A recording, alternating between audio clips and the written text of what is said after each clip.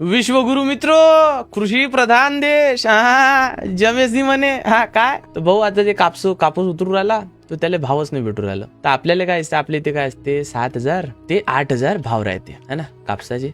जास्तीत जास्त 9,000. अरे 10,000 घेणार का तू विश्वगुरु मित्र? 10,000चं प्रति क्विंटल.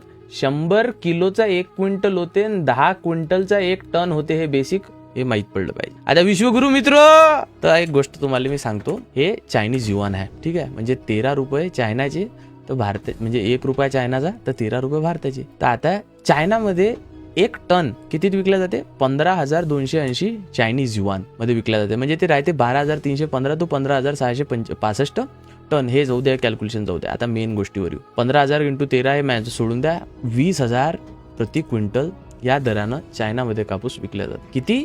20,000 प्रति क्विंटल. हे चायनाचं आहे बरं.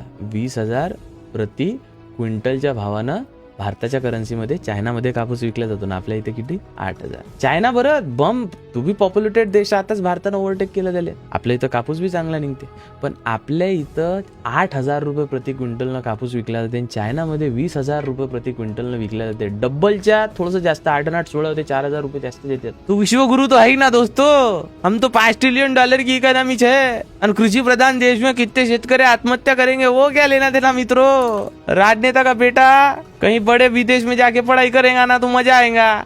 हाँ, तेरा बेटा नहीं, वो गाड़ी को कीका मार के अगले महीने की EMI भरेगा. विश्वगुरु है मित्रों. तर चायनामध्ये 20,000 रुपये क्विंटल. लक्षात असू दे. हा व्हिडिओ फेसबुक, व्हॉट्सअप डाउनलोड करून इंस्टाग्रामवर व्हायरल झाला पाहिजे. चायनामध्ये 20,000 रुपये क्विंटल कापूस विकला जाते आणि भारतात 8,000 रुपये, 9,000, जास्तीत जास्त 10,000 रुपये, जे मी आतापर्यंत पाहिले नाही, पण 10,000 रुपये क्विंटल विकल्या जाते. चायनामध्ये 20,000 रुपये. पाहिजा जरा, मोदी है तो मुमकिन है. हा, देवा भाऊ बोलते.